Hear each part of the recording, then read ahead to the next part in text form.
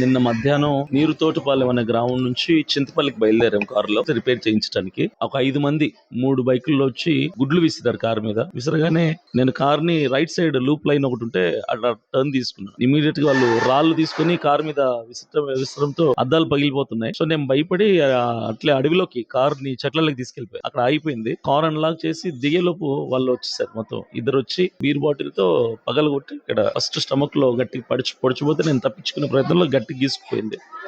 తర్వాత మా వాళ్ళు గట్టి అరిచాడు నాతో ఉన్న అతను. అరిసరికి పరిగెట్టుకుని వెళ్ళిపోయి మరలా వచ్చారు. మరలా వచ్చి మరలా కొడితే నేను కింద పడ్డాను. అప్పుడు ఇక్కడ తొడ మీద పొడిచారు, ఇక్కడ పొడిచారు. తర్వాత రైట్ సైడ్ తొడ మీద గీసారు. ఈలోపు ఉపాధి హామీ పనులకు వెళ్లే వాళ్ళు ఆ రోడ్ లో వెళ్తూ ఆ సౌండ్ విని లోపలికి వచ్చేసరికి వాళ్ళు ఎస్కేప్ అయిపోయి బైకులు తీసుకుని పారిపోయారు. ఇది జరిగింది. విశ్వేశ్వరరావు గారు ఎమ్మెల్యే ప్రెసెంట్. సారీ అంటే ఆయన చేయించారని నేను చెప్పట్లేదు, కానీ మరి ఎవరు ప్రభుత్వం చేయిస్తుందా, లేదంటే పార్టీలు చేయించారా, లేదంటే నాయకులు చేయించారా, అది ఎవరైనా నాకు తెలియదు. వచ్చిన థ్రెటనింగ్ కాల్ ని బట్టి నేను జస్ట్ నా గెస్ట్ చెప్తున్నాను, నా ఇమాజినేషన్ లో నేను అనుకున్నది చెప్తున్నాను. కానీ ఇప్పుడు జరుగుతుంది ఏంటంటే ప్రవీణ్ పగడాల గారి విషయంలో ఏదైతే జరిగిందో సేమ్ ఇప్పుడు నా విషయంలో కూడా అదే జరుగుతుంది. సేమ్ అలాంటి కుట్రే జరుగుతుంది. అన్న ప్రభుత్వం వాళ్ళది, నాయకులు వాళ్ళు, అధికారం వాళ్ళది, అన్ని వాళ్ళ చేతుల్లో ఉన్నాయి.